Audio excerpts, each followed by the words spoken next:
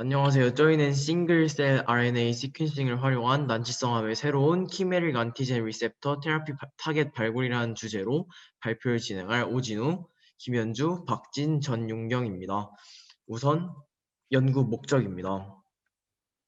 T세포는 외부 병원체에 대한 면역 반응부터 암세포를 파괴하는 역할까지 체내에서 주요 면역 기능을 담당합니다. 암세포는 주로 자신의 MHC 분자의 발현을 억제시켜 T세포 수용체가 항원을 인식하는 것을 방해함으로써 T세포로부터의 면역 반응을 회피합니다.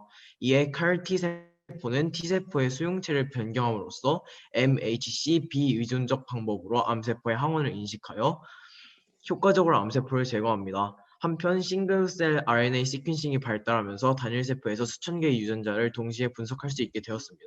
특히 시퀀싱을 통해 암세포 특이적으로 발현된 유전자, 단백질들의 발견을 이끌고 있습니다. 본 연구에서는 싱글셀 RNA 시퀀싱으로 암세포 특이 발현 유전자와 단백질을 발견하여 난치성 암을 치료할 수 있는 CAR-T 타깃을 발굴하고자 하였습니다. 다음은 이론적 배경입니다. 앞서 설명드렸던 것처럼 CAR-T 세포는 T세포 수용체를 변경하여 MHC 비유전적 방법으로 암세포의 항원을 인식하고 T세포를 활성화합니다. 그리고 그 활성화된 T세포가 증식하여 효과적으로 종양을 제거하게 됩니다. 그리고 CAR-T의 항원 인식 부위 SCFV는 MHC와 무관하게 종양세포 표면에 발현되는 다양한 항원을 표적으로 합니다. 따라서 암세포의 면역 기피 메커니즘으로 인한 암세포의 MHC 관련 항원 제시의 상실이라는 문제점을 보완한 면역세포 치료제 중의 하나라고 볼 수 있습니다. 또한 CAR-T는 4세대에 걸쳐 개발을 거듭하면서 그 효과를 높였습니다. CAR-T의 한계점으로는 혈액 압류가 아닌 고형암에 대한 임상 결과가 부족하다는 점, 그리고 종양의 이질성에 대한 대응이 부족하며 게놈 불안정성을 보완해야 할 것으로 보입니다. 또한 종양의 케모카인 발현, 여러 면역 억제 환경에 의한 효과 저하에 대한 해결 방안이 필요한 상황입니다. 싱글셀 RNA 시퀀싱은 하나의 세포에서 수천 개의 유전자를 동시에 측정할 수 있는 기술입니다. 세포마다 다른 바코드 서열을 부여해 RNA를 분류하고 분석하여 각 세포별 유전자들을 알아낼 수 있습니다. 그리고 시퀀싱 과정으로는 우선 세포를 분리하고 프라이머를 이용하여 mRNA를 역전사시킵니다. 그리고 그 cDNA를 증폭시켜 라이브러리를 제작하고 이를 바탕으로 데이터를 분석하는 과정을 거칩니다. 다음은 싱글셀 RNA 시퀀싱 분석 과정입니다. 먼저 프리프로세싱 단계 중 퀄리티 컨트롤 과정을 수행합니다. QC 과정은 리드 총량이 낮거나 소수의 유전자들이 발현되는 세포 등을 검사하는 과정입니다. 그 후 역전사 효율이나 혹은 시퀀싱 뎁스 차이로 인한 유전자 정확성의 차이가 존재하므로 이들을 정량화해주는 과정인 노멀라이제이션 과정을 거칩니다. 두 번째로는 차원 축소로 발현이 아주 적거나 발현 정도의 차이가 미미한 유전자들은 분석에 큰 의미가 없기 때문에 제거하고 유의미한 유전자들만 남기기 위해 PCA나 CCA 등과 같은 차원 축소 기법을 사용합니다. 지금까지 가공한 데이터를 가지고 그래프를 통한 접근을 위해 저차원에서 비슷한 좌표를 지닌 세포의 군집을 그래프로 변환합니다. 그리고 변환된 데이터를 가지고 각 군집별로 클러스터링 및 마커 유전자를 시각화하는 등의 데이터 분석을 수행합니다.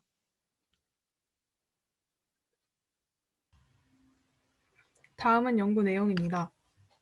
사전 연구 기간에 저희는 데이터 분석에 사용할 스캔피를 익혀보았습니다. 먼저 스캔피는 단일 세포 RNA 시퀀스 데이터를 위한 파이썬 라이브러리로 여러 가지 기능이 있어서 100만 개 이상의 셀의 데이터 세트를 효율적으로 처리가 가능합니다. 저희는 스캔피 튜토리얼을 따라해보면서 함수들을 익히고 데이터를 분석하는 연습을 하였습니다. 먼저 데이터를 불러온 뒤 프리프로세싱 과정을 거칩니다. 전 normalize total 함수를 사용하여 데이터를 정교화하여 카운트를 비교할 수 있게 해주고 여러 함수를 사용하여 데이터를 가공하여 줍니다. 다음으로 차원 축소를 하는데 차원 축소는 가지고 있는 데이터에서 필요한 특성을 추출하기 위해 사용합니다. 여기서 PCA와 UMAP을 사용하였는데 PCA는 차원 축소의 가장 대표적인 알고리즘이고 UMAP은 수학적으로 견고히 설계된 알고리즘으로 아래와 같이 사용하였습니다. 클러스터링을 하기 위해서 라이던 알고리즘을 사용하여 군집화해준 뒤 결과를 다음과 같이 볼 수 있었습니다. 그 다음 각각의 클러스터에서 많이 발현되는 유전자를 조사하여 명명하였습니다. 다음으로 집중 연구 부분입니다. 우선 저희는 처음으로 연구로 논문에 나온 HCC 관련 클러스터들과 그에 대한 마커 유전자를 조사하였습니다. 저희가 조사한 클러스터들로는 다음에 있습니다. HCC는 감세포 암종으로 간 손상을 수복하기 위한 유전적 변화 과정에서 불량성 결절이 생기기 때문에 주로 간 경화증이 HCC를 유발시킨다고 알려져 있습니다. B형, C형 간염 바이러스에 대한 감염이 대부분을 차지합니다. B세포는 T세포 등에 의하여 활성화되면 항체를 만들어내는 형질세포와 같은 항원이 다음에 올 경우를 대비한 기억세포로 나뉘어 분열하게 됩니다. 생성된 기억 B세포는 이후에 항원이 들어올 때 반응하여 첫 번째 침투 때보다 훨씬 더 빠르게 방어할 수 있도록 돕습니다. Cancer Associated Fibroblast (CAF는) 캔서셀 주변에 있으면서 암세포의 진행과 전이를 촉진하는 파이브로블라스트 암 미세환경을 구성하는 중요한 핵심 요소로 작용합니다. 엔도시리얼 셀스는 혈관, 림프관의 단일 세포층인 내피를 구성하는 세포로 혈관 내피를 구성하는 경우 혈관 내피세포, 림프관 내피를 구성하는 경우 림프관 내피세포라고 부릅니다. Myeloid Derived Suppressor Cells (MDSC는) 면역 억제 기능을 가진 골수율의 미성숙 마이로이드 셀의 집합으로 MDSC는 암 환자에게서 급격히 증가하는 양상을 보이며 암의 면역 억제 환경을 조성합니다. 세포흑성 T세포와 자연 NK세포는 림프의 한 종류로 각각 바이러스에 감염된 체세포나 종양세포를 파괴하는 능력, 그리고 NK세포의 경우 특히 선천명령을 담당하는 중요한 세포로 작용하여 세포흑성 T세포의 역할과 유사하지만 바이러스에 감염된 세포에 대한 빠른 반응을 제공한다는 차이점도 가지고 있습니다. 다음은 HCC 데이터 분석입니다. 조교님께 받은 HCC 데이터 파일을 불러온 뒤 아까와 같이 전처리를 하고 차원 축소를 진행합니다. 클러스터링을 진행하면 10개의 클러스터로 나누어지는 것을 볼 수 있었습니다. 각 클러스터에서 마커 유전자를 시각화하기 위해서 다르게 발현된 유전자를 랭크 지인스 그룹 함수를 사용하여 확인하여 주고 다트 플롯으로 시각화해 주었습니다. 각각의 클러스터에서 저번에 조사한 세포들과 추가 조사를 토대로 0번부터 9번까지 클러스터에 이름을 붙여줘 이렇게 나왔습니다. 저는 경남과학고등학교 박진입니다. 간암 조직 내에서 특이적으로 발현된 유전자가 정상 간 조직 내에서도 어느 정도 발현이 된다면 CAR의 타겟으로 사용하기 힘들 것이기 때문에 기존의 HCC 데이터와 정상 간 조직에 대한 싱글셀 데이터를 합쳐서 분석 후에 CAR의 타겟을 선정하고자 했습니다. 사용한 노발 리버셀 데이터는 이미 노멀라이제이션, 로그와 차원 축소, 클러스터링, 셀 타입에 대해 클러스터별 분류가 모두 이루어진 상태였고 HCC 데이터는 아직 그것들이 이루어지지 않은 상태였습니다. 유전자 발현량의 최대값, 평균값, 최소값 데이터의 크기들을 보여주는 코드를 작성해 HCC 데이터의 유전자 발현량의 최대값이 매우 크다는 사실로부터 이를 간접적으로 확인할 수 있었습니다.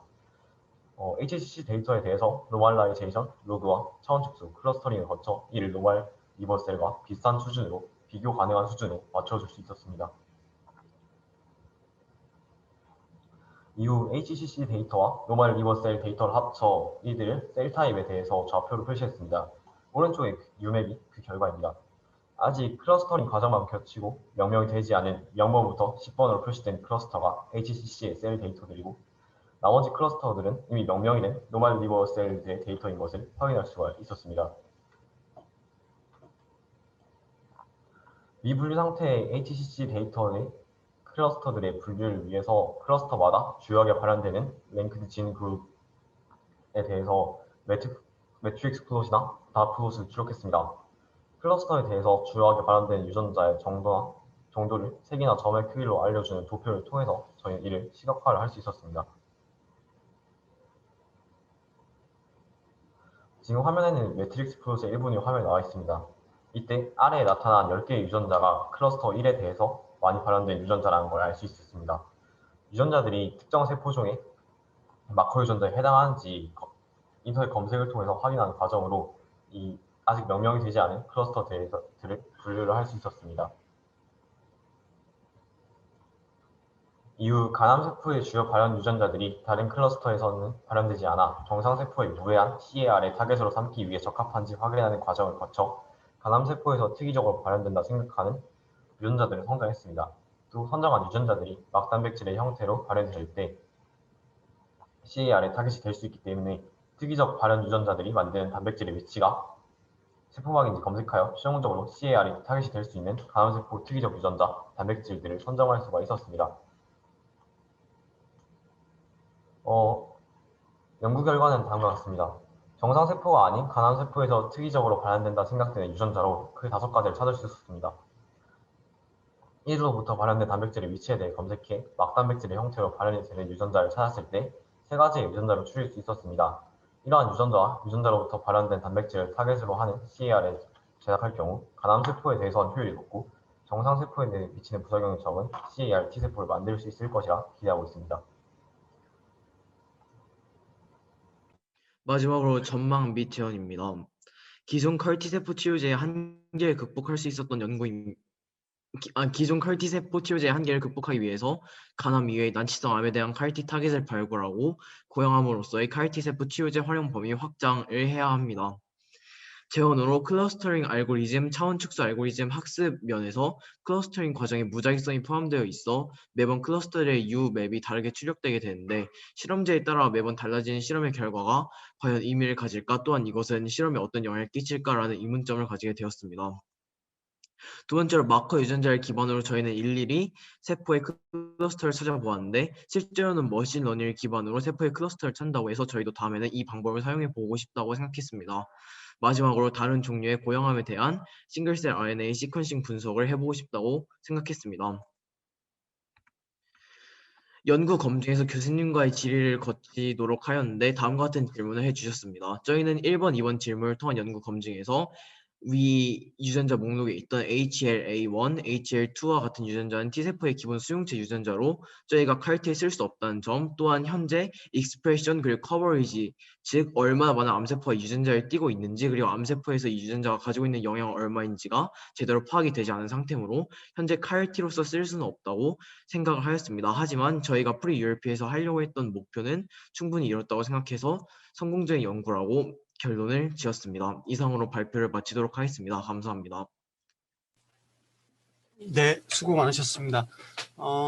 관련해서 질문 있으시면 질문 부탁드리겠습니다. 안녕하세요. K17조 조교 임수린입니다. 한 가지 질문이 있는데요. 사실 암세포가 되게 헤테로지니어스 하잖아요. 그래서 하나의 캔서 페이션트나 셀라인에서 특이적으로 발현되는 유전자가 다른 간암 환자에서도 특이적으로 발현될 가능성이 얼마나 있는지 궁금합니다.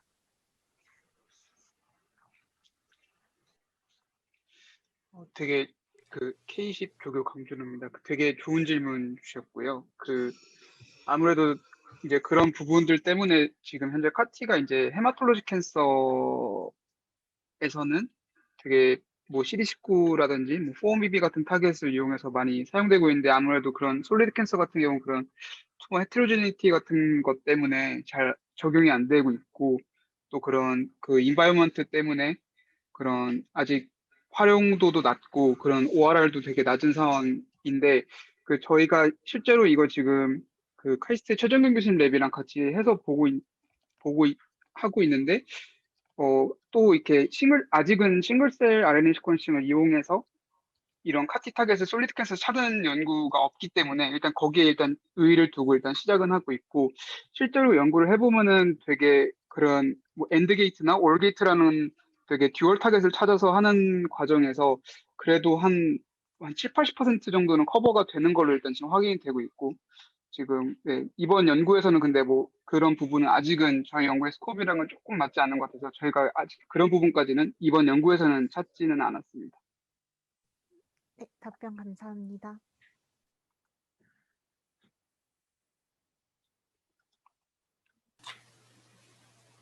네, 추가적인 질문이 없으시면 저희가 조금 계획보다 조금 딜레이가 되고 있어서 질문을 여기서 마칠까 합니다.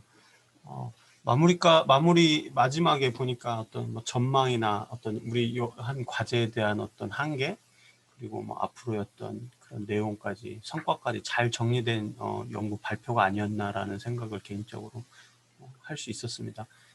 우리 학생들 4명 수고 많았고요. 우리 그 소감 발표 마찬가지로 발표하신 순서대로 부탁드릴게요.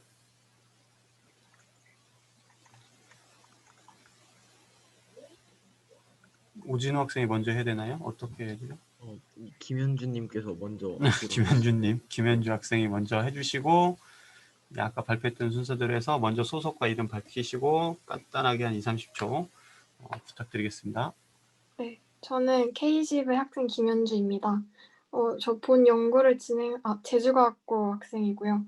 저 본 연구를 진행하면서 직접 싱글셀 RNA 시퀀싱 분석을 해보면서 그 과정들을 익힐 수 있었고, 데이터 처리에 대한 다양한 고민들을 더 할 수 있었던 것 같습니다.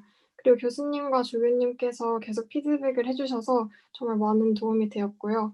그리고 조원분들과도 계속 소통하면서 많은 것을 배울 수 있었던 것 같습니다.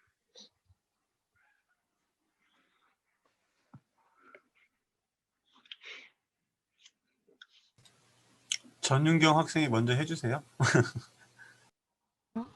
대우과학고 전윤경입니다. 처음에는 파이썬으로 하는 것이 어려워 보였지만 하다 보니까 재미도 있었고, 코로나 때문에 만나지는 못했지만 혼자 하는 것이 아니라 조원들과 조교님, 교수님과 의견을 공유하면서 연구를 한 것이 도움이 많이 되었고 의미가 있었던 것 같습니다. 네, 감사합니다. 저는 K10의 학생, 경남과학고 재학 중인 박진입니다. 제 손으로 직접 암세포나 다른 세포종들에서 특이적으로 발현된 유전자들을 찾아본 경험이 가장 인상 깊습니다. 이전에도 면역항암요법에 대해 관심 가지고 있었지만 면역항암요법의 효율을 높일 수 있는 과정을 제가 직접 참여했다는 게 가장 영광이었습니다. 조교님과 교수님께 질의응답을 할 때마다 단순한 답변을 넘어서 여러 읽을거리와 자료들 또한 추천해 주셔서 뭔가 연구원으로서 성장할 수 있는 기반을 마련한 것 같습니다. 충북과학고등학교 학생 오진호입니다. 지금까지 했던 어떤 탐구보다 전문성 있고 추진력 있게 진행된 연구 활동이라고 느꼈습니다. 진심으로 열심히 참여해 주신, 그리고 서로 좋은 피드백을 주신 저희 조원분들께, 그리고 직접 방문할 기회가 사라진 상황을 고려하여 카이스트 방문 기회를 주시고 연구면에서, 그리고 연구 외적인 면에서 많은 도움을 주신 강준호 선생님, 그리고 박종훈 교수님께 정말 감사드립니다. 네, 소감 잘 들었습니다. 그리고 강준호 조교 선생님도 한 말씀 부탁드리겠습니다. 네, 안녕하세요. K10 조교 강준우입니다. 처음에 이제 파이썬이라는 이제 그런 컴퓨터 환경이라든지 싱글셀 RNA 시퀀싱, 카티와 같은 좀 되게 방대하고 어려운 내용이라서 조금 되게 어떻게 이걸 가르쳐야 되나 되게 고민도 많았고 좀 걱정도 많았는데, 예상외로 학생들이 너무 잘 따라와주고 오히려 저보다 더 나은 모습도 보여줘서 되게 저 또한 되게 모티베이션도 많이 되고 학생들에게도 많이 고맙고요. 그리고 이번 프리웨플 통해서 저 또한 이제 좀 더 나은 박사 과정을 보낼 수 있게 돼서 좀 감사의 말씀 전달드립니다. 감사합니다.